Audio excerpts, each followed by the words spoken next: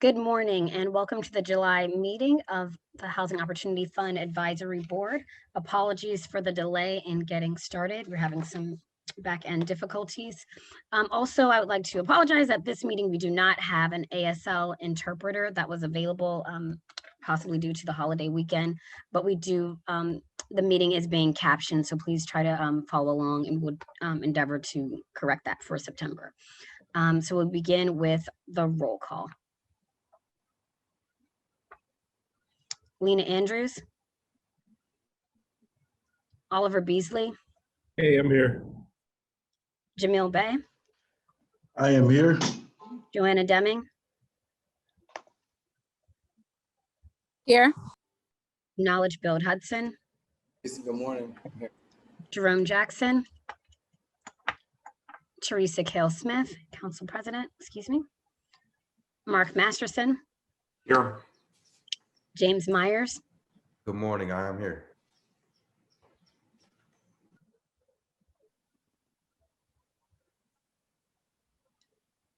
Paul Spradley, Sonia Tillman, Derek Tillman, Diamante Walker, Adrian Wanaha. I know Derek's here. Here. Derek, yeah. Oh, Derek there we here. go. He came off mute. Okay, thank you. I am also present, and Megan Winters. Here. Thank you. All right. We will go on to the review and acceptance of the minutes for our last meeting, June 3rd. So everyone had an opportunity to review the minutes. Any suggestions, addendums, additions? Is there a motion on the minutes?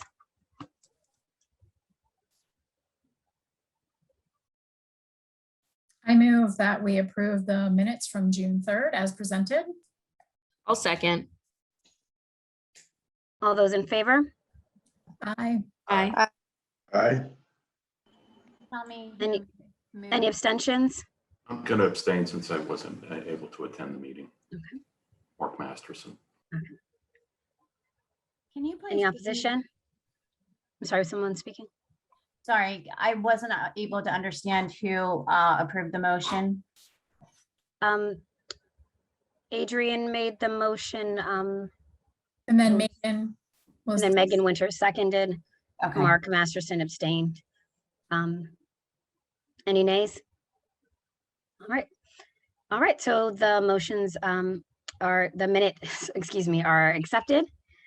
And up next, we have public comment. Our first, and I believe only registered public commenter is Celeste Scott.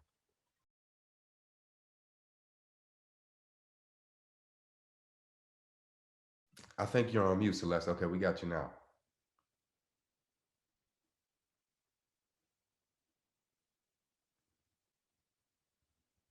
You're off mute, but we can't hear you.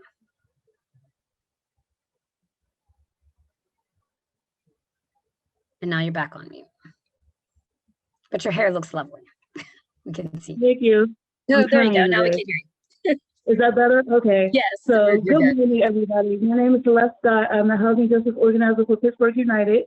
And I just wanted to thank the Housing Opportunity Fund staff and board for having us do the outreach plan for the Housing Opportunity Fund Allocation Plan 2022. We really look forward to reaching out to all of our residents and community members so that they can participate and have meaningful comment for the survey and for the community meeting. So I'm looking forward to doing that, and I wanted to thank the staff and the board for working with us on it. We're also doing public comment around the rental gap and the scoring criteria, hoping that moving forward that there will be a scoring criteria for development projects using rental gap fund money. And we're also looking for closing the 20,000 unit gap at 30% AMI and below. Those are two of our main things, as well as eviction prevention and money for emergencies for tenants. So I just wanted to say thank you to the HOF board and staff, especially for the barriers that they're breaking with the housing stabilization program.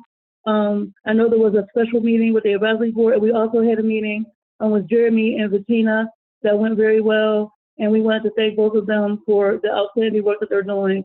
And we look forward to working with you. Thank you. Thank you, Celeste. I don't believe there are any other commenters. No. Okay. Just as a quick note, this is Adrienne speaking. When we were in person, we had just wide array of public comments. And it seems that as we've been online, that's dwindled. And I would assume that that's, barriers related to technology, maybe folks not understanding the process for registering to speak. But I do feel that we've had just this significant drop, and I don't think it's because people are no longer interested. I think that there are barriers that are keeping folks from participating.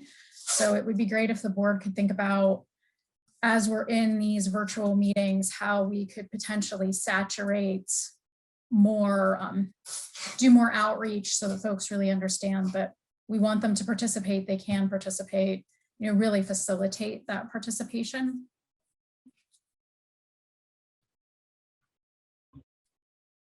No, I definitely agree. And a little later on the agenda, we have public outreach and how we're, I think this is an excellent opportunity as we're doing outreach around the allocation plan and some other agenda items that are going to come later to start to brainstorm and really maybe implement what those steps might look like. And also, I'm not sure when the URA intends to convene us in person again, as we look into 2022, which is right. It's July 1. Yikes. But what that might look like as well. So what an interim plan is, and then more long-term goals. But no, excellent point, Adrienne. Thank you for that. The first item on the agenda, after other, that's voting other than the minutes, is the rental gap program project of probably going to butcher this. I'm going to try Sheptypsky, I believe, Arms, Sheptypsky Arms. So can we move on to that? Sure. So, hello, everyone. My name is Brett Morgan. Today I'm presenting the Sheptypsky Arms Apartments development. This is a 5-story apartment building located in the Brighton Heights neighborhood. It was originally constructed in 1986 and is currently 100% occupied. The work to be completed on the site involves the rehabilitation and renovation of the building's exterior, the unit interiors and common areas, as well as major systems replacement. The goal of the work is really to improve the property's aesthetic appeal and overall quality, while simultaneously extending the lifespan of the existing affordable units. So the apartment complex currently contains 50 total rental units, 49 of which are affordable.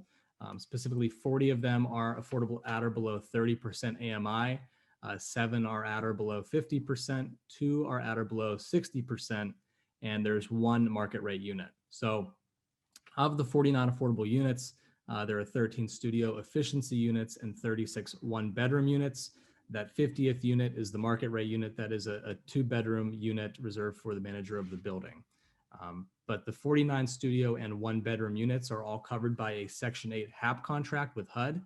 That contract was renewed in 2012 for a period of 20 years. And as a result of that contract, tenants are paying rent based on 30% of their income. So the current average of the tenants paying rent is $313.50 per month.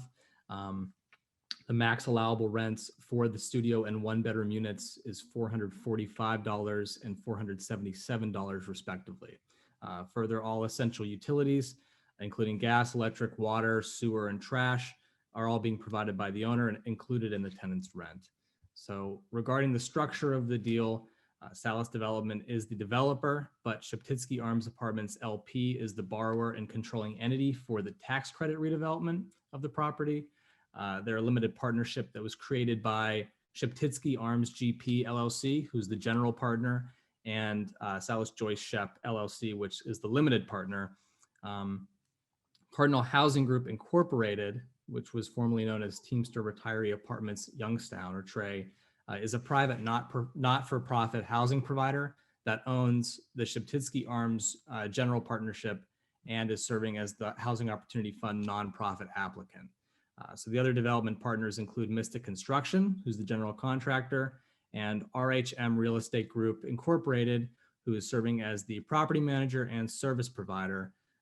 Some examples of services that are being offered to tenants include non-clinical assessments for the residents' wellness and social needs, identification and coordination of personal care services, development arrangement of educational preventative health programs and services, among other services being provided. So returning to the rental gap program loan, however, the borrower is requesting URA financing in the form of a $750,000 RGP loan.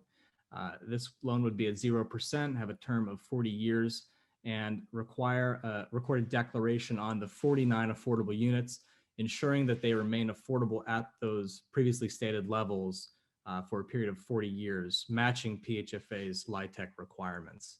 The project's also receiving external funding in the form of a $3.94 million first mortgage from PHFA, for 4% LIHTC equity in the amount of $2.73 million.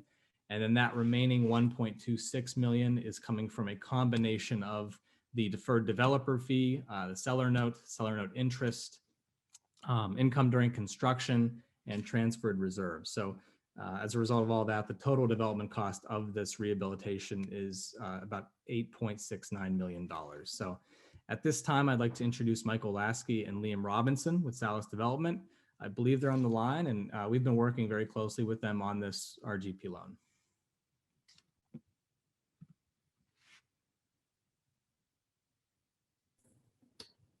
Yes, good morning, everyone. We're looking forward to getting started on the renovation later this year. The expected closing with PHFA on the new first mortgage is in October or November of 2021.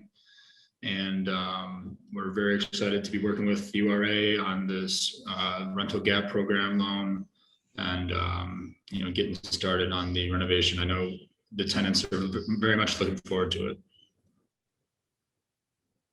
And I think it might say that we're both Liam because we use the same password, but my name is Mike Lasky, and we both are experienced working in tax credits and home funds and these types of properties, although not in Pittsburgh. We are a Cleveland-based company, have a dozen or so projects here in Ohio throughout the state, and are also working in Michigan and have in the past worked in New Jersey. So we're experienced. We look forward to this. We feel we're going to do a lot of good for the people who live in the building and who have lived in the building and are used to their neighborhood. So we appreciate your consideration of this request and hope that you find a way to say yes so that we can move forward and do what we do.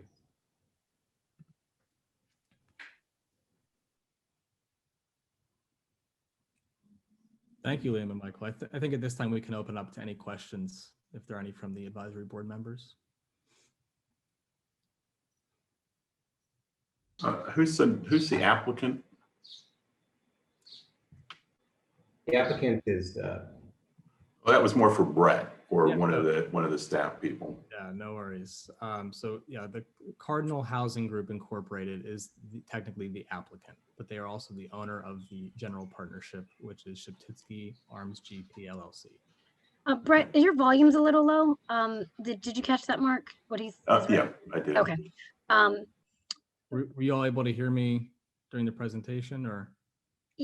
Yeah, you were a little bit louder, but your volume went from low to lower, and so I just went. I was like, oh, I'm leaning in. So I had a question. So are the residents they're living there through the renovation? Is that what's happening, or how is that working? Because it's 100% occupied. Right. So the renovation will be to the unit interiors and common areas and the exterior of the building.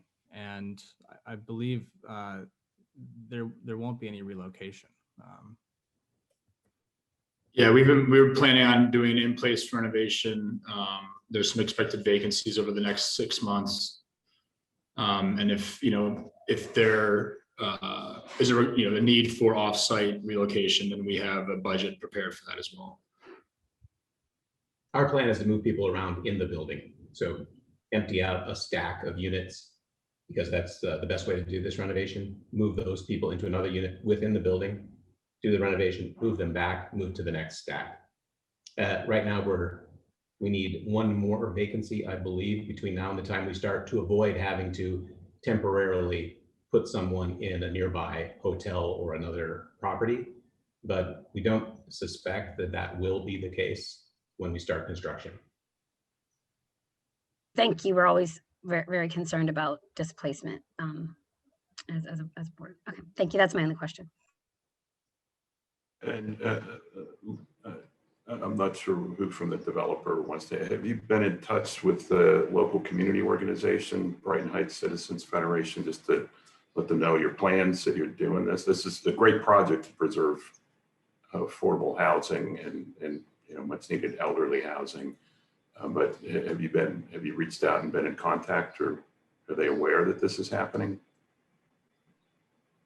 We have not, and it isn't that we don't want to, it's that it's been very difficult. I mean, for all of us, all of the projects we're in, to really participate with people in the community through COVID.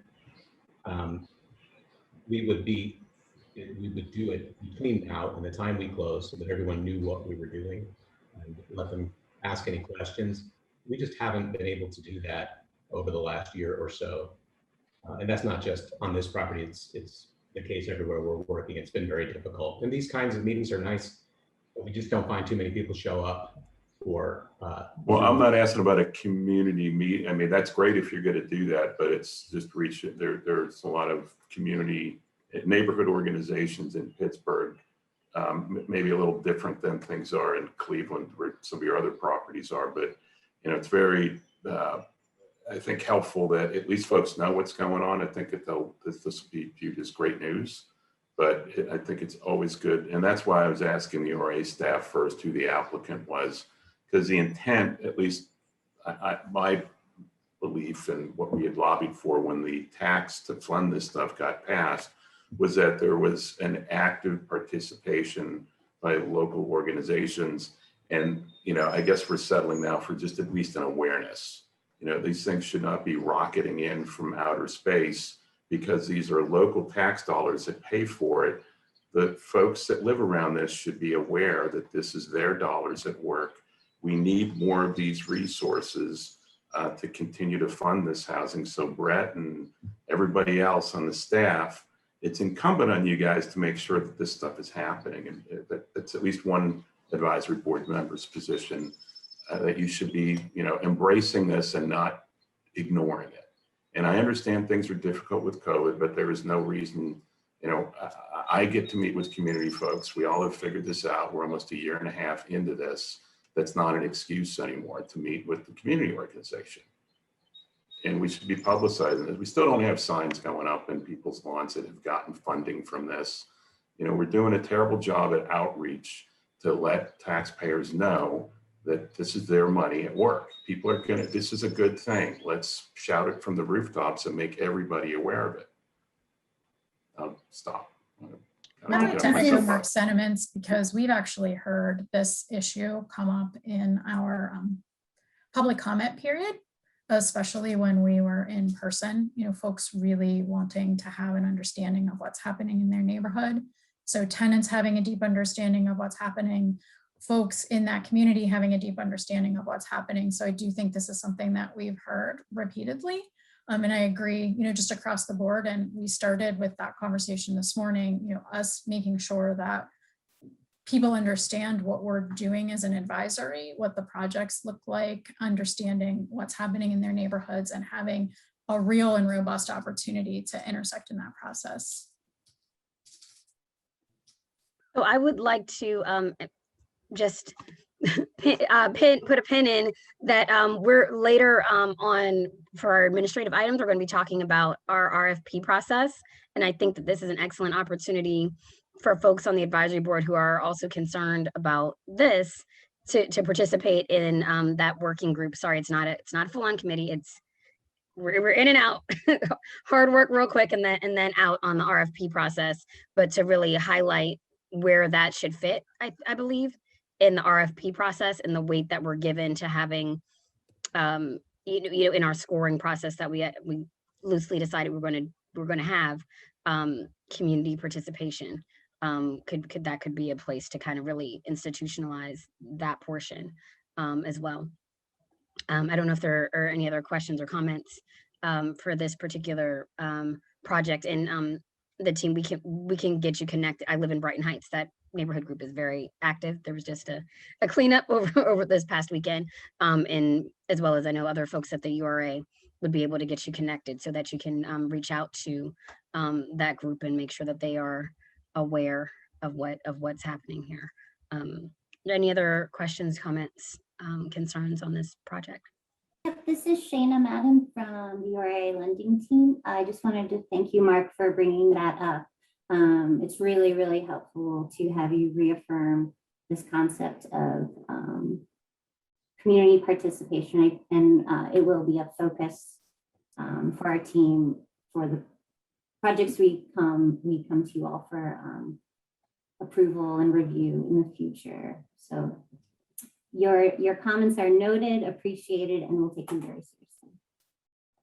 I just wanted to note, I obviously agree with Mark. I just want to sort of say that I don't know, of course, the URA staff, doing their due diligence and talking to the people who are applying for these funds and, asking if they've done the work. But I also think it's incumbent upon developers, generally to know that these are public funds. So they should be contacting the community organizations and the people who, they should just generally be interacting with the people who live in the communities they're going to be doing work in. And the first thing to do is to just, Google community organizations in those places. So, I think I just want to say, URA staff, you're doing a great job, but I do want this to happen, but I do think a lot of the onus should be on the developers themselves.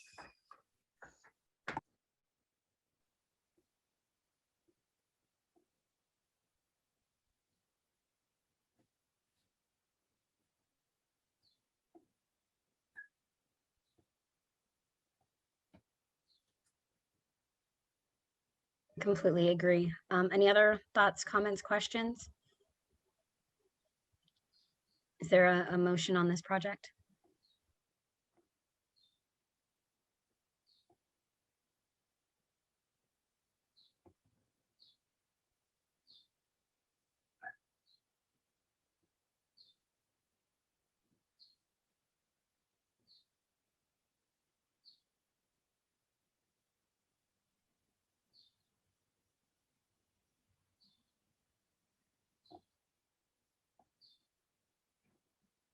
How many units are in here again? 50 total, 49 50 total. affordable.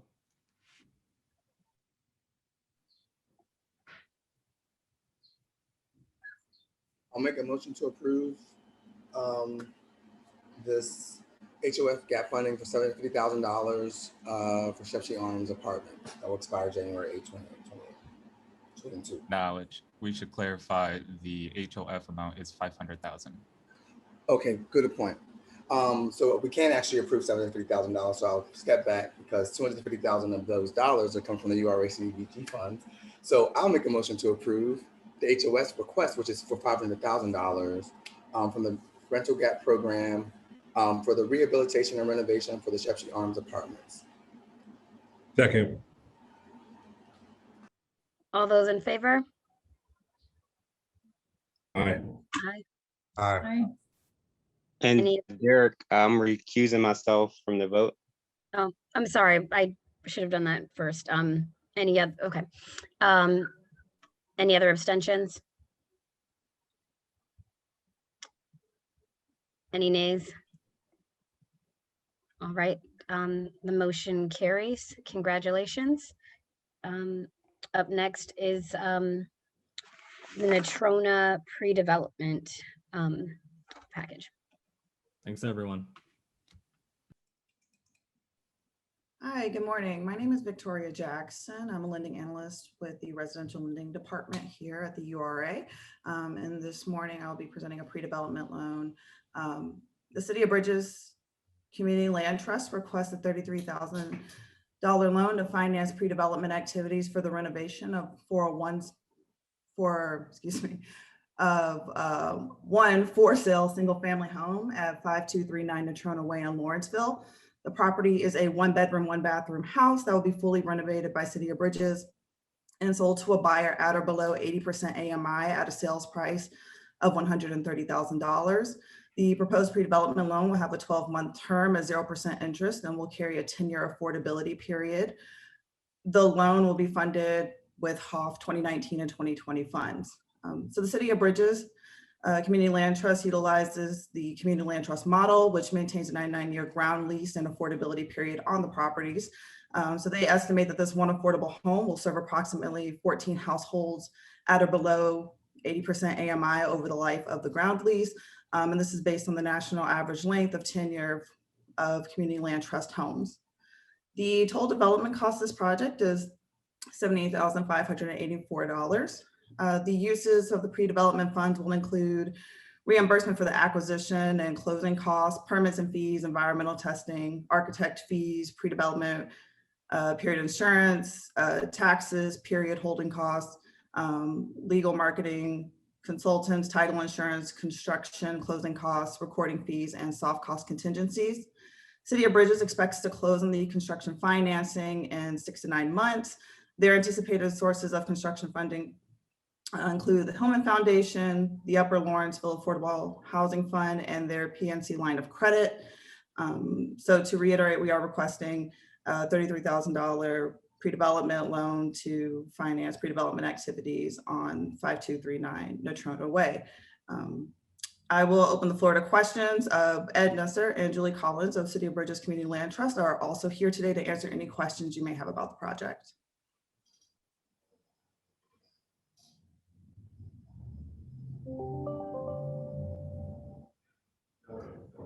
So if we're loaning funds out, I guess this is the first for this is out of the for sale development. Yeah. So if we're loaning funds out, what happens to those monies when they're repaid? So it will be returned to the URA. So the funds need to be To the URA or to the HOF? to the Housing Opportunity Fund. I'm sorry. Okay. So that, and we're establishing a loan fund with these, you know, that's kind of what I'm unclear about is that, I guess maybe I misunderstood as we were doing the voting on allocations, that we were looking at, if they were loans, they were going to be long-term deferred mortgages on this program, or they would be gap filling grants. But now we're also doing loans out of this. So this is kind of mirroring what the URA programs are in a way. Yeah, so to answer that question, and I will also invite Shane on here if I miss anything, as this is my first time presenting. But the for sale development program, one of the items that can be done under that program is a pre-development loan. And so that has existed. I obviously can't speak to other projects that were presented, but that has previously existed under the of this fund. But again, as that's repaid, it could go back out as a grant and some, you know, we're not setting up a specific designation of revolving loan funds by, you know, voting on this. I don't believe so, but I'll defer to Shayna because just in case she has a better understanding of that question than I do. Yeah. Victoria, I can, or sorry, Shayna, go ahead.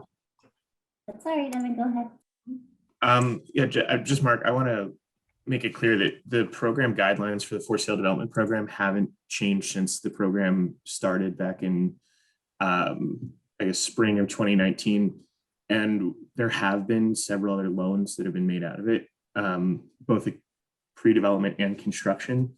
And when they come back, they come into an HOF repay account where they could then be redistributed in new projects under this program. Well, I guess that's my question, and maybe I should have asked this earlier. That it's coming back in as a loan repayment, but is the advisory board able to reallocate that if they wanted to put more in grants to something else besides for sale development? If they wanted to get more resources into affordable rental, how do those funds that are getting reused, how do they get allocated again? Or they just stay in the for sale development revolving loan fund? I think they come back into the general pot, but I don't think that we've received any money back yet to Right. have to figure it out. But that's why I'm asking the question Yeah. now, because we've got stuff that's out there. It's just, what are we going to do with it? And just being clear as we're voting on this, because it might make more sense to, ask the land trust to get a larger loan and then just give them the grant to cover the interest, and in effect make it 0% interest. But then, we've got more to allocate to other projects. And I'm not saying that we mess up everybody's plan. Probably Ed's having a heart attack right now, saying, "Oh no, don't mess up the development project." But there's a couple of ways we could, get to this. One is to just give a grant for the interest costs, and that would be it. And then PNC or someone else could do the whole thing.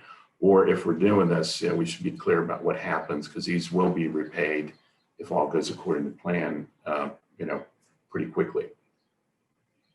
So what happens when they're repaid is the question I've got. Mark, that's a great question. We have a HOF repayment account set up. And so I think that is a discussion that the advisory board needs to have as to what happens to that account. How is it built into the allocation plans once it is at a level that's meaningful to identify uses for? Shana and Mark, my understanding is that it is all going into one HOF repay account, and then it'll be up to the URA and the HOF advisory board to recommend priorities for the HOF repay, and then for the URA to come back to the advisory board if we are using HOF repay for projects. But I don't think there's an actual allocation of the HOF repay. Great. Well, Jeremy, that's the answer. I'm fine proceeding. I just wanted to be clear so that it will come back. We will do our advisory thing and recommend to the URA board, how those funds get used. And it might just be, hey, keep them in this revolving fund, but at least it's coming back. Okay, thank you. You can breathe easier, Ed. Hey, you said bigger loan, Mark, so I'm already listening.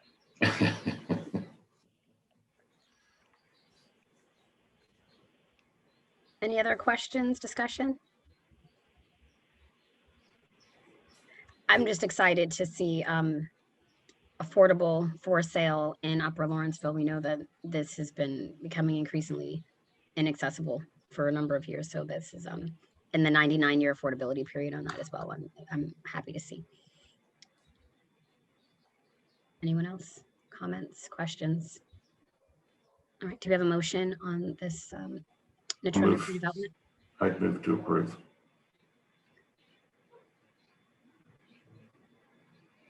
I'll second it. This is Knowledge Bill. Thank you. All those in favor? Aye. Aye. Any abstentions? I'm going to abstain. Derek. Aye as well. Abstaining. That was Joanna. And all right, any nays?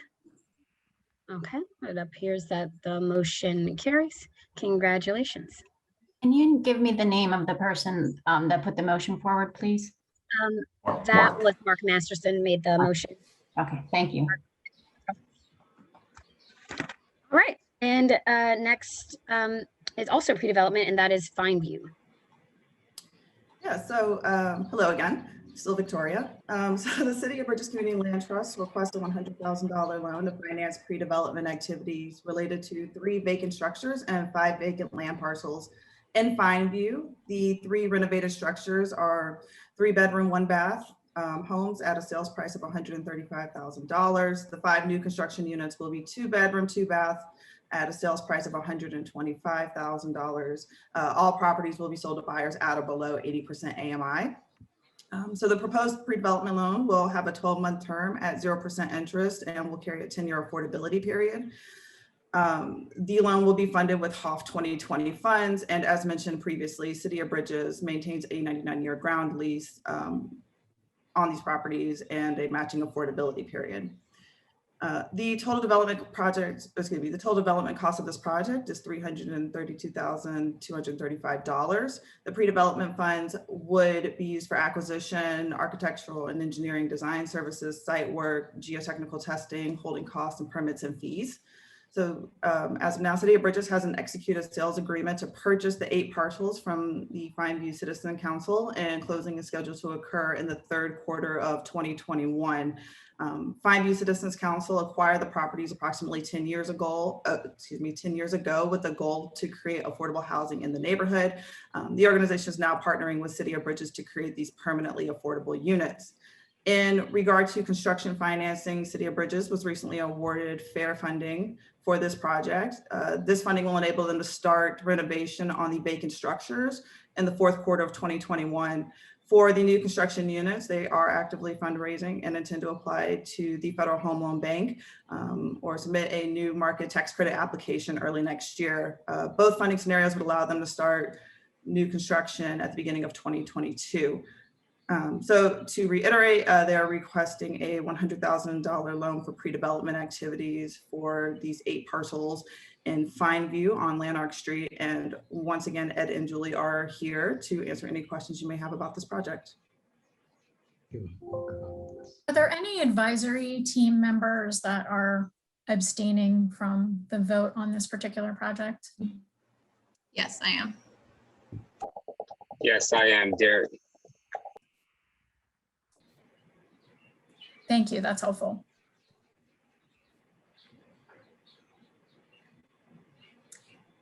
Any questions for the Move. development? I have no questions, but I so move that we approve the $100,000 grant as requested. So I recommend that a for sale development program pre-development loan in the amount of $100,000 for acquisition and pre-development activities for 8 units along Lanark Street be approved by the HOF board. I'll second that motion. All those in favor? Aye. Aye. Aye. We have our 2 abstentions, which were Joanna Deming. Sorry, I just merged your name into one into one thing. For Joanna and Derek. Any nays? All right, motion carries. Congratulations. And I also would like to thank the URA team again for those wonderfully worded slides that give us the motion. I remember before we had those, and it was definitely a bit of a struggle. So thank you again for that. Let's see. Up next are our advisory board administrative options. I don't believe Paul is here today. Would anybody who is present for our RFP session on the 8th like to give a report out to the group? Evan is taking this report.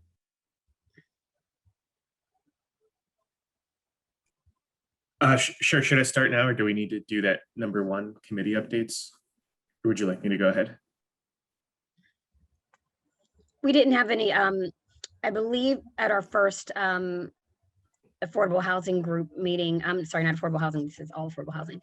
At our first fair housing committee, we were interested in diving into the RFP process to see what we could institutionalize. And so this was the first step, I believe, to see how to implement the other things. So we have not had any formal committee meetings in the interim. Okay, got it. Yeah, sure. I mean, I can try and step in for Paul here. On June 8th, the URA hosted a special session for interested advisory board members to kind of go over what the RFP process has looked like over the last couple of years for specifically for development focused programs at our HOF, so the rental gap program and the for sale development program. And in that meeting, went through what the steps that a developer currently undertakes are, and then what the URA does once applications are received to move forward towards commitments and then closings.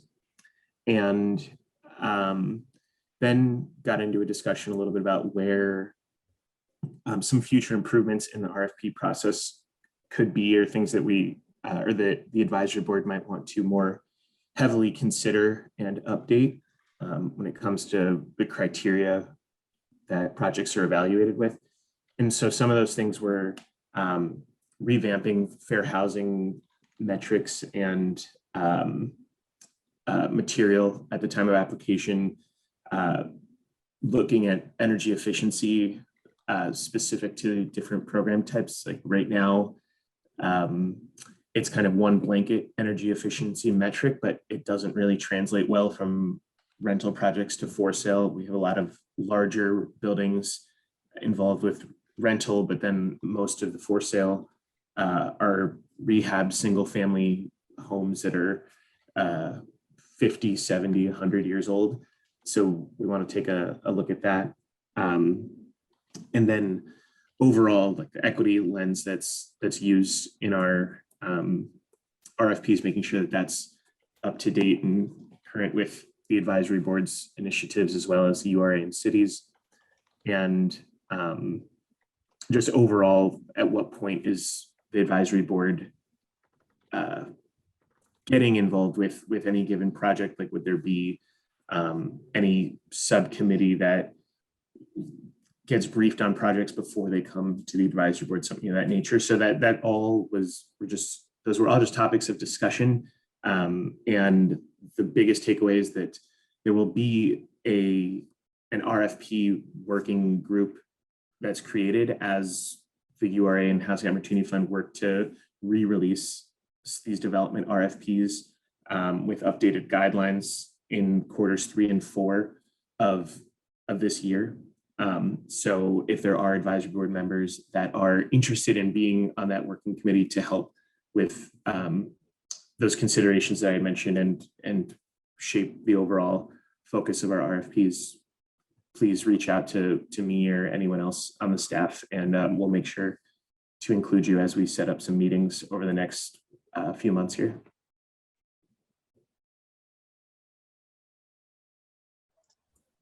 Thank you, Evan. Does anybody else who was present at that meeting have anything they would like to add?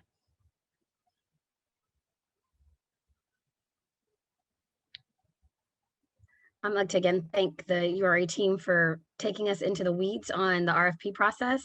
I found it really interesting and enlightening, and a really cool opportunity to operationalize and all of our stated goals, and to really kind of put impose it into the process in more structured ways. And I'm excited to get that working group going. I'm not sure if we need, since it's not a formal committee, if we need to do a formalized vote. But any thoughts, questions, comments around that plan?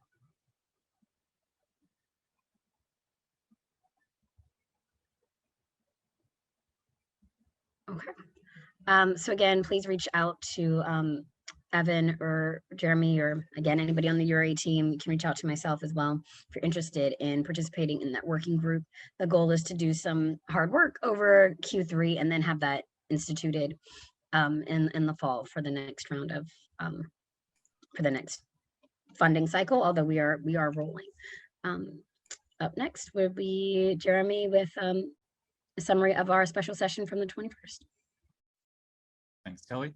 So I wanted to give an overview of what we had discussed in the special session. So Jeremy, your volume's a little bit low.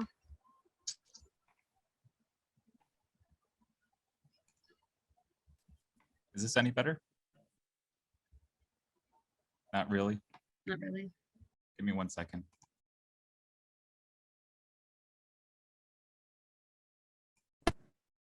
Any better? We can hear you. If you could just speak up a little bit, that'd be great. Okay. So a couple of points that we wanted to touch on. First, this is about the HSP transfer that the URA is discussing. And there's 3 core reasons that is driving this decision. The first is that at its core, HSP is a social service program. It's comparable to the other HUD homeless assistance programs, which provide the same services as HSP. The URA is an economic development agency of the city, so it's not the typical entity to administer eviction prevention and rental assistance programs. It's in the best interest of the URA to divest of administering HSP and hand it off to an entity who is best equipped to operate these programs long-term. So the URA Consumer Housing Lending Unit can focus on its mission of homeownership services. It's important to note here that although we are looking at transferring the administration of the program itself is not going to change. Second, HSP is a homeless prevention rental assistance program, excuse me, and deserves to be embedded within the continuum of care with the rest of the region's rental assistance programs. So currently, HSP exists as a standalone program operating outside of the realm and system of the continuum of care. The continuum of care exists to streamline the rental and homeless assistance programs under one unified system. So this is easier to administer at city and county level, provides unified data to inform government and community partners, and supports providers with trainings and supports. Embedding HSP in the continuum of care would benefit the region, and most importantly, would be easier for consumers in need to access HSP or any other housing assistance that they may qualify for. Third, transitioning to Allegheny Link for coordinated entry would be beneficial. There are concerns that many people are not receiving referrals due to not being able to navigate the 211 system, not getting referrals when they should have, and have people not getting referral because they cannot stay on long hold times. Switching coordinated entry to Allegheny Link would result in lower hold times, more calls being screened, more successful referrals, and a coordinated approach for other rental and housing resources that the caller might qualify for. We've been in talks with Department of Human Services at Allegheny County, who would be taking over the administration of the program. In the next couple of months, we will be requesting HOF authorization on a few things, including program guideline changes to make it more feasible to run within the county system, which would remove city tax check verification, as well as external inspections. And then the other item we would be seeking authorization for in the future would be a master agreement with DHS to actually transfer the program. So that's the overview that we had. And in a little bit later, Bettina will make a comment about how the public can submit their comments and questions about this transfer. Any questions from the advisory board?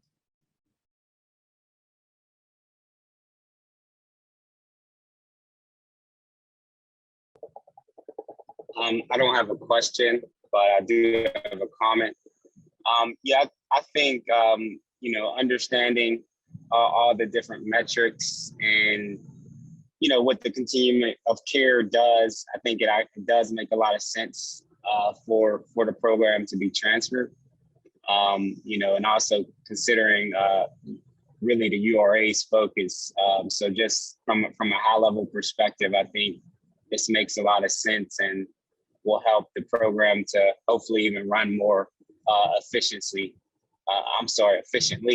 as I know we've you know, had some challenges with funds being administered, you know, as soon as possible, et cetera. So just wanted to make that comment. How does this change impact the community outreach that, you know, we were trying to do? I know that this is going to change a lot of things, but I think one of the things that we were doing okay, or maybe well, was that we had sort of the boots on the ground locally that were helping folks get into the system and be that referral. So how is this going to work? You know, I also understand that then you need the money to actually help people with the housing issue that they've got. And I think it's great that there's the city and the county are finding a way, if there's a way to work together and eliminate some of the silos that all these funds get into. But what happens to that outreach and that sort of boots on the ground piece? Yeah, so when we do transfer, the program will be able to utilize the DHS's existing resource navigators. who are constantly boots on the ground, going to neighborhood groups and a lot of times going directly to courts to meet with people and connect them to rental assistance at that time. So they will be able to also do that for HSP since it'll be under the same umbrella of programs. On top of that, we will coordinate and plan additional outreach with DHS because with the transfer, we want to make sure that it's clear to the public and those who need it where to turn and actually go to Allegheny Link instead of 211. So there'll be a coordinated kind of media push to make sure that is very clear.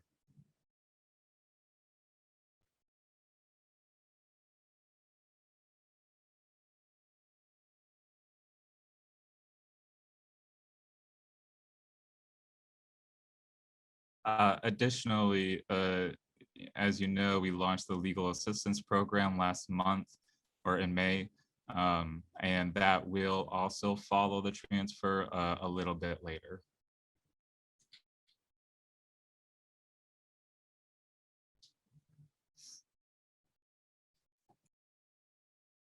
I'm sorry, Evan, that would also be shifting to Allegheny Links for intake? Well, the legal assistance program has its own intake, coordinated entry, but the administration of it would transfer to DHS. Okay, I just wanted to make sure I was clear on what, okay, what you're forecasting. Any other questions for Jeremy? And what's the time frame for shifting? We are working through contracting issues with the city, but we are looking at potential board action items in August or September for an actual transfer to happen around September. So there's still time for input that you know folks can have, the public can have on this. Definitely. And to that point, Mark, it's going to be important that this will be a contract that we're holding with the Department of Human Services. The HOF board needs to make sure that we're still responding to local trends, issues, items that are emergent that are brought to us by the community to make sure that the program is responsive and hitting the high notes of expectation from this funding and also from the community.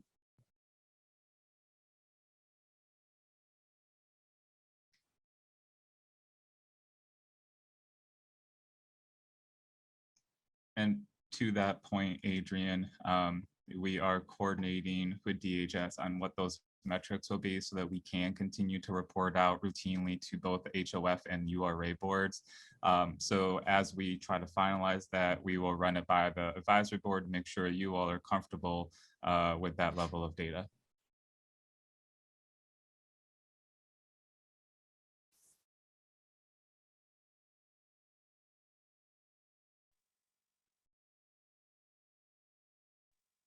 So I have another comment, not directly related, but somewhat related.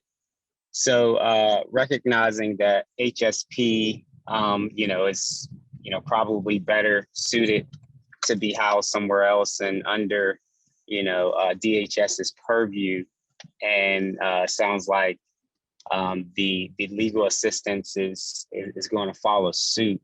I think in the reverse, the small landlord fund would be more appropriate to be under the URA/HOF's purview as well. So I like to propose a consideration to have as these programs transition out, the small landlord fund would transition in. So something to propose as well as have the HOF board consider. And the URA, of course.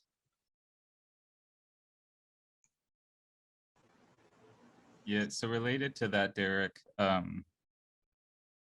I believe we would just need to have a conversation between URA and HOF about that. We would need some kind of action approved by HOF, also approved by URA board to make that happen. But one way to easily do that incorporation is to possibly add an allocation for small landlord fund, which would automatically make that a program that we would just consolidate. But it's one option.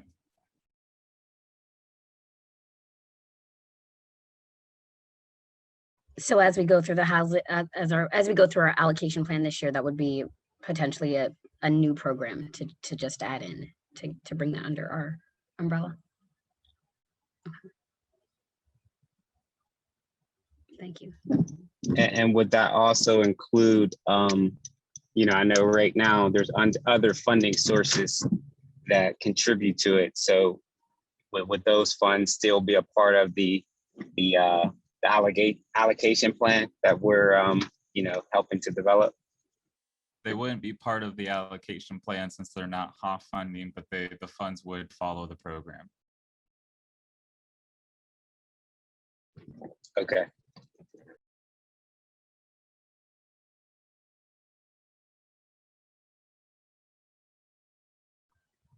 Any other thoughts, questions? This isn't a voting item yet, but more of an update and point for discussion. Yeah, I was kind of curious about a couple things. One was, I know there were some challenges with HSP in terms of 211 and people, you know, getting through. I'm wondering if any of that will be improved. The second one was whether someone from DHS would be joining these meetings to report out so that we could have more of a connection. So we fully expect coordinated entry to improve significantly. You know, we have reports still that people are waiting anywhere from 30 minutes to 2 hours on hold with United Way. And since the beginning of the calendar year, Allegheny Link's average hold time is about 1 to 3 minutes. Additionally, they have 18 full-time staff taking those calls that are specialized in taking housing and rental assistance screenings. So we think everything part of that system is going to greatly help the success rate of the referrals. And in terms of a DHS representative, I think that's definitely possible. We haven't reached that point yet in discussions, but based on our discussion so far, it seems like they would definitely be open and willing to collaborate with us on the reporting. And then you would be able to ask them direct questions about operations. Great, thank you.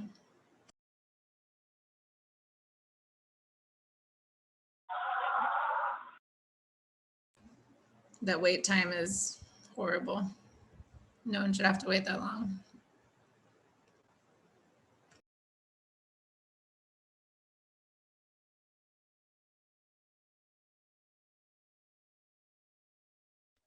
I'm glad we're doing what we can to be responsive to that. Further other questions or comments, I believe we can move on to the annual allocation plan and community survey, which kind of connects with this item as well. Yep, so Kelly, I can take that one. So the HOF community feedback survey is now open until July 30th, and responses are being collected over the phone and online. So we are partnering with Hilltop Alliance and Pittsburgh United, and I'd like to thank both community groups and organizations for agreeing to partner with us to do this important work, especially Pittsburgh United for agreeing to be the point of entry and serving as the point of contact for those who are either unable or prefer to take the survey online. We do know it's really important in this virtual environment where we can't meet in person to have other options besides online to give feedback. And so Pittsburgh United will serve as the point of contact for those who can submit survey responses over the phone. They'll also be hosting their own community meetings. Hilltop Alliance's dates are on the screen. And then Pittsburgh United as well. They will be hosting 2 community meetings. And I believe we're still finalizing those dates as well, but we'll be posting those dates on our website and promoting that as well. So again, that survey is online. We sent out the link to the advisory board, and we're asking for you to please push out the survey link and phone number to your own networks. This is, again, really important for us to collect community feedback on how we want the community to spend the next allocation of HOF funds. You'll see the timeline on the right, so we're on track. We're giving about 6 weeks of community feedback period, which is longer than we typically do, again, because we do want to allocate more time and more opportunity for the public to submit feedback on HOF funds. There is a question on the survey asking if there's any additional general feedback that the public would like to submit to the HOF in general. And so this would be a great opportunity for anyone in the public who would like to submit feedback on the HSP transfer as well. So if there is anyone who would like to submit their ideas or comments, concerns about the transfer of HSP, the administrative transfer of HSP from the URA to DHS, we ask that they also submit their feedback via the survey as well.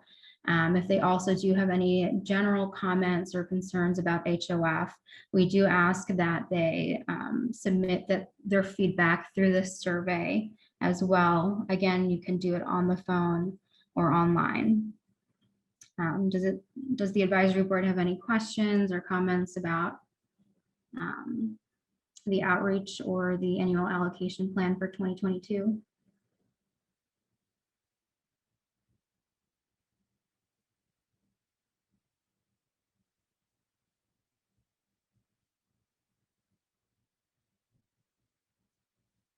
Kelly or Jeremy, was there anything else you would like to add? Bettina, can you hear me? Yes. Yep.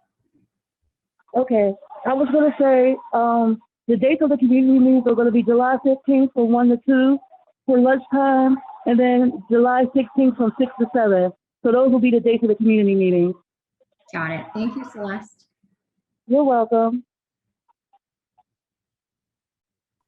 No, I was just going to add that I like the marrying of the 2 opportunities for comment so that we can really get folks who care about all of the different issues that we're working with in this one concerted effort. So hopefully Yeah. we'll get maximize public comment around all of the issues. So I'm excited to see.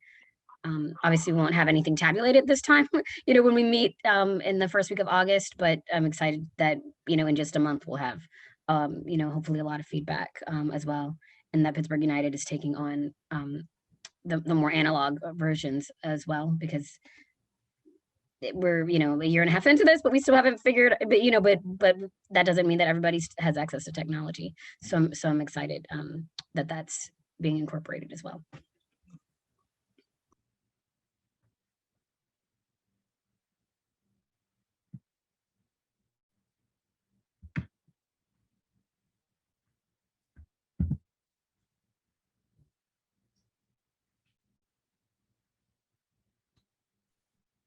All right. Let me know if the background noise is too much. There's a lot of construction on my street. Really quickly about the down payment, as home prices continue to increase and stock continues to decrease, we are seeing our lower moderate income home buyers being priced out of bidding wars. And we have seen that in the amount of requests that have come in lately. To give you an idea, March, April, and May, we had 11 closings each month. In June, we had 4. And so it is slowing down quite a bit, and we believe that is a major factor.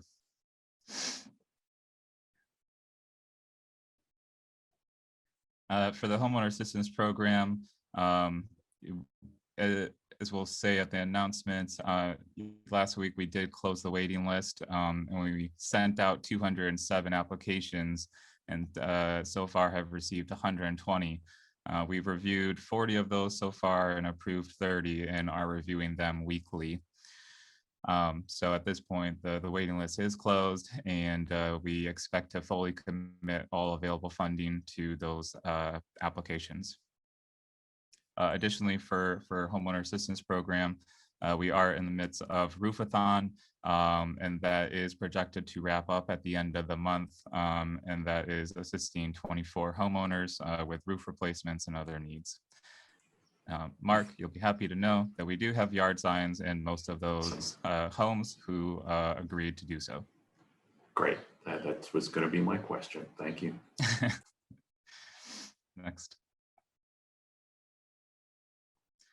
And then a little hard to read, but we also wanted to show the impacts of for sale development and rental gap. So far, we funded 40 units for for sale development and over 400 units for rental gap program.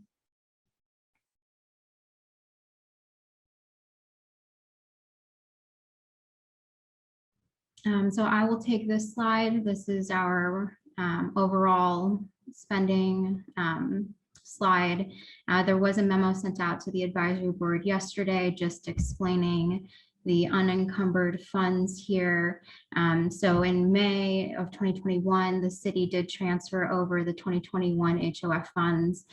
So it did reflect an increase of unencumbered funds in the HOF column here. So we just wanted to provide an overview of potential projects and commitments that are coming down the pipeline for HOF to show how those funds may be committed in the next 6 months. So the remaining 2020 RGP funds are committed to projects, and staff are currently working towards approvals for those. All of the 4.1 million of 2021 RGP funds will be RFP'd out in the next coming months. And since we did host that special session for the RGP RFPs, our goal again is to establish that working group so that we can get those RFPs rolling and so that we can get those funds RFP'd out. We are also in the process of reviewing approximately 1.5 million in FSDP application requests. The 4 million in HSP, we will anticipate transferring to Allegheny County in September and October. About 2.3 million of HAP funds will be dedicated towards the applications that we received in May when we opened up the program. And then the LAP program, the Legal Assistance Program, has been fully contracted out. So although we have about 17 million plus under the unencumbered funds, we do expect that those funds will be committed in the next 6 months or so. I'm sorry, I'm a little confused. What is this additional allocation? And under encumbered versus unencumbered is committed versus uncommitted, is that correct? Yeah, so we changed the wording just to be a little bit more clear. So encumbered just is the same as closed in versus committed is what you typically see. So closed/committed has been replaced with encumbered funds. Committed has been replaced with unencumbered funds. Yeah, that's not making it clearer. The thing, you know, that a lot of people don't understand. I get it. I think a lot of folks maybe on this call do, but to the public, that makes no sense. You know, let's just use it, or maybe we can work with somebody to find a better word there. But that's going to be confusing to the general public, and it's important that they know what's going on with their tax dollars, I think. But yeah, wouldn't it be like closed and then committed, but not closed, and then there'd be like a third column or something for, you know, that we haven't committed? Available, yeah. Yeah, we can go back to the original if that's less clear. That's certainly the goal here. So we can definitely go back to the original wording. But yeah, so the additional HOF 2021 allocation was the Corey O'Connor, Councilman O'Connor's funding allocation that we received. And the additional resources was the CDBG funds and the foundation funds that we received in 2021. Was that Recovery Act funds or just, was it through the federal kind of stimulus? I'm sorry. Yes. Okay.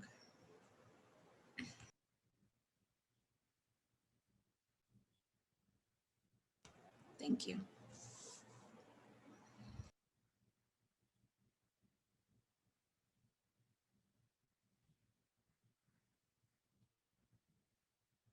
I guess you're saying that you've got deals that are in your pipeline for rental gap that'll exceed the 7.46 million, and you're likely to be close to running out.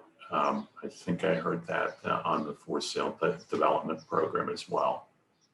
I'm just looking at the sort of competitive RFP process sort of things that we're going to be talking about, that we will be, by the end of this year, we will be, down to fumes in those two from what you're seeing. And those rental gap, is that predominantly the low-income housing tax credit projects that, we've gotten the extra one for, and this was sort of counted on as part of the mixing and matching of putting the financing together for the applications originally. I'll defer to Evan and Shana on that. That's correct, Mark. And so again, this is my recruitment piece for our RFP working group, because we are, it is going to need to be a more competitive process to access funds. And we want to make sure that we have those guidelines and updated RFP in place before we run out of money, so that we are able to be competitive and really maximize our desired benefits for that funding cycle when we in fact run out. So again, this is my pitch for why that is a working group instead of a committee, is because it's just really important to get in there and make it a competitive and implement that scoring and all of those other things. So reach out to someone. Other questions with the RFP process, like, so for example, like Mark was saying, this money, and it also looked like the staff are nodding, like some of this money is already allocated. So the RFP process would go into place after that, or are we saying that we would implement it to determine if those funds go to those places? It would be for the next round. So basically we've always kind of operated at a surplus. And so that will stop, because it's amazing. We got all these LIHTC deals, right? But that's going to deplete us. And so now we need we don't have a surplus. And so we don't want to be a first come, first served type of funding mechanism, when we really could be more competitive and really, I don't want to say extracting, that's a bad word in government, but so that we are maximizing the affordable housing and fair housing, et cetera, and community benefits to folks, because it's, because of that scoring metric and competitive process. So this would be essentially for those 2022 funds, that this would be in place for the next round of folks. So I know you talked about a working group. So if it's not going to be first come, first served, would we just hold the funds until we have a certain amount of? Well, I mean, so poor wording. So it would be first come, first serve, but it would be on the scoring metric, versus we're not comparing apples to apples. So for example, you'll have some, because we're not using that scoring metric. So, our first one today was not did not have any community involvement, right? So that would be if that came in with an identical project in terms of what they're actually doing, but that one had their community rep next to them and so on and so forth, and we're scoring them, then the one that has involved community would be scored higher. And when be like, okay, so folks would have that, oh, well, I need to go get those extra 10 points. So now I'm going to reach out to the community, because like, oh, well, maybe I can get one more unit in to get a higher score here. So that sort of process where it's still first come, first serve, but folks are checking the boxes and trying to maximize their score. And so we're getting more of the robust sort of thing that we're looking for out of these projects. So it is still, you know, first come, first serve, but right now, unless you're a terrible project, almost if you come to us, you get the money because we have it. And that's not going to be the case moving forward because the funds are just going to be limited, which is another thing to work on. But as things stand right now, we need to, you know, find, you know, use these ways that we use what we have to get folks to maximize all of the things that we care about. So I have one more question. Sorry. So as it relates to that, like, so if there's only one project, is there like a limited score that you have to reach in order to like get approved? Right. So it's like that will be part of the what the working group will do. Is it pass fail? Is it an actual grade? But the working group would help to come up with what those metrics are, what the weight is. And if it's like, oh, sorry, that's a 40%. I don't care that the next group is a 30%. We just don't fund things below this or things with a 0 in this category. And so that would be one of the things that the working group would come up with. And of course, there's also the possibility and likelihood that would just be, hey, you just need to work with the URA team a little bit more to get your score up. Not this is gone forever. Just you need to do some more homework and do some makeup work. So that's kind of the goal of what the RFP committee, working group, not a committee. It's not long and extended. It is a work for a quarter and then it's done so that it can move on and be implemented fairly immediately. But that is the goal, is to do that in advance of running out of funds so that we're, you know, on the front end making really strategic and our best investments with these hard-fought dollars. Wonderful. Thank you. Can I go next? I certainly don't have time to be on the working group, but I don't want to lose the point that Mark brought up earlier. I mean, he pointed out something, you know, if a developer does not have a local community partner, I mean, we can't hold them to a standard that we don't have in writing. They had a nonprofit partner, but I think at a minimum, we need a letter of support from that community organization. I mean, I'm thinking about the work we do here, you know, and just how deflating it would be for there to be a large commitment like this from the city and the community organization. Like, this is the first we're hearing about it. You know, and so I think that, you know, even just for that sole purpose, it's important that at least the local organization has been connected to and is aware of what's happening. Absolutely. And that's one of those things where if it's not in writing, it's hard to, we can fuss at you, but we can't. Right, we can't withhold if it wasn't right. And so yeah, so that absolutely, that's the like, let's get you know, process person. Let's learn from that lesson. Yep. Right. And I was like, that's why we're doing this. But yeah, exactly. Thank you. So sorry, but that's, I just wanted to clarify. So if folks are interested in serving on this committee, you know, who should they reach out to? Jeremy, is that you specifically, or is that? No, that's, so if it's going to be a working group, the advisory board needs to establish that, appoint a chair, and then no more than 5 members would be a part of that working group. So you'd have to establish who the chair is, and then the chair would organize that. Do we have to do that for working groups and committees, because it's not a full? Yes. Okay. And then it has to be approved by a majority of the board. Okay, so we discussed it, and because it was a working group, not a committee, I didn't realize that. Do we still have quorum? I'm counting squares. 1, 2.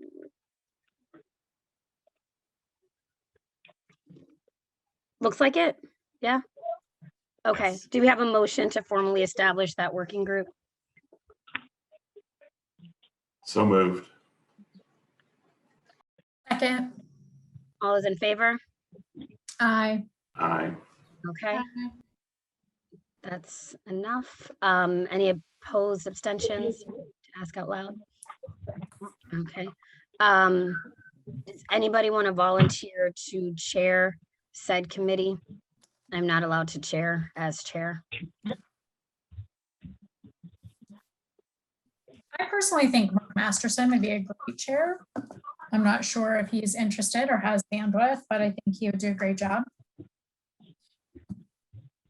Interested in the issue, but I'm worried about the time commitment, just because some of the things that we're doing at the Northside Fund with a geographic expansion that's also occurring like starting in August, so, or September. What if I was your secretary, Mark? I would do it if I had help. If that's okay with the board, I'd be interested in doing it. If some could help me with corralling and Okay. wrangling. Sounds like we may have a chair and a secretary duo. If there are no other, do we need to vote on the chair formally? I'm sorry, Jeremy. I don't have my bylaws in front of me, which is bad form. I don't believe so. Okay, so reach out to Mark and Adrian if you are interested in doing that, hopefully sooner rather than later, so we can get this. And we could have up to 3 more people serve on this committee. And I believe that's formal members. Some, like our other one, we have, we voted to have more members, but we can also have, if you were so inclined, Chair, people who attend and give input, but perhaps do not vote or are formally members, ad hoc, as it were, I believe. So those are your people. I'm pointing, gesturing to where they are on my, the squares that they're in, which may not be where they are for you, but excellent. Thank you, Jeremy, for that point of order, because I would certainly hate for this to fall and wait until August for lack of a vote. And that concludes my plug for the working group as it is now existing and semi-populated. And if the chair in that committee, if you all can share with us the date that you're meeting, I may not be able to be on the committee, but would like to give some input. So. Are there folks that are, I'll just cut, maybe save some time. Are there folks on here that are interested in serving on that committee? I would be interested. I would like to be involved in some way. So I missed who spoke before Kelly. Was that was Zone- Megan? Megan. Kelly. Anyone else? I'm interested. This is knowledge. So those are the official members, and then we'll let, if that's okay, we've got the 5, and then we can just put out there what the meeting date or dates will be, so there's opportunity to participate. Great, thank you.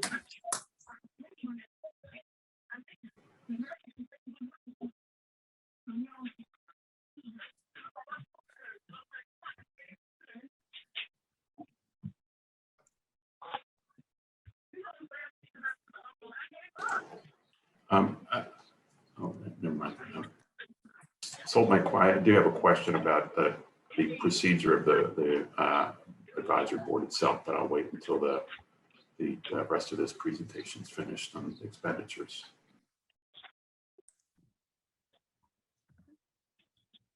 So this is just the breakdown of dollars and units of HOA funds.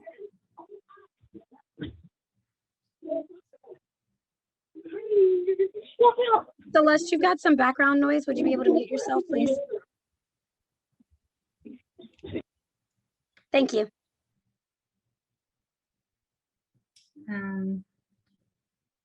Straightforward. And then our announcements. Jeremy, would you like to take these? Yeah, so like I said earlier, we had a HAP waiting list open for a month, received over 120 applications, so it is now closed. Not sure when we will be able to reopen. It largely depends on any additional funding that might come in. And then as we covered earlier, the HOF survey is open, so please help distribute that in your networks.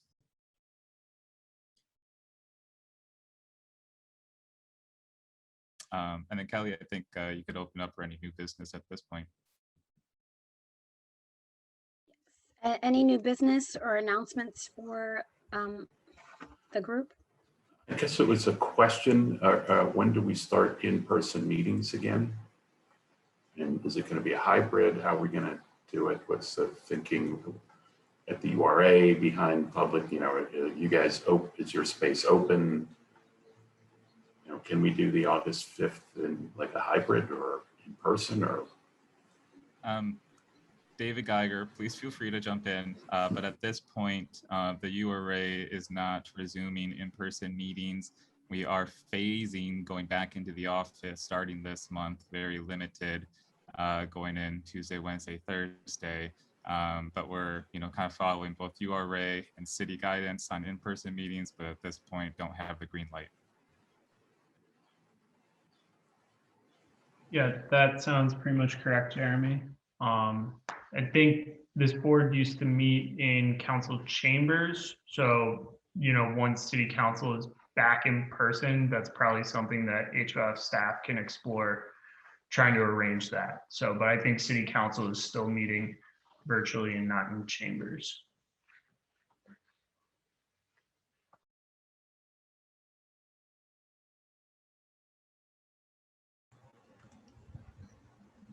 It's interesting to me that the government releases guidelines and we all move forward to get in person, but they're the last to get in person. But we'll follow your directives and do it when we can.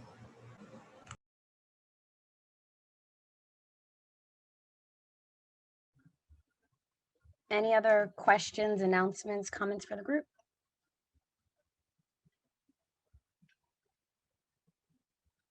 All right, if there is nothing else, do we have a motion to adjourn? Motion to adjourn. Thank you. We don't need a second on a motion to adjourn. So thank you so much for your time. I look forward to everybody's efforts and energies over the next month. And we'll see everybody bright and early, August 5th, 9 o'clock. Thanks, everybody.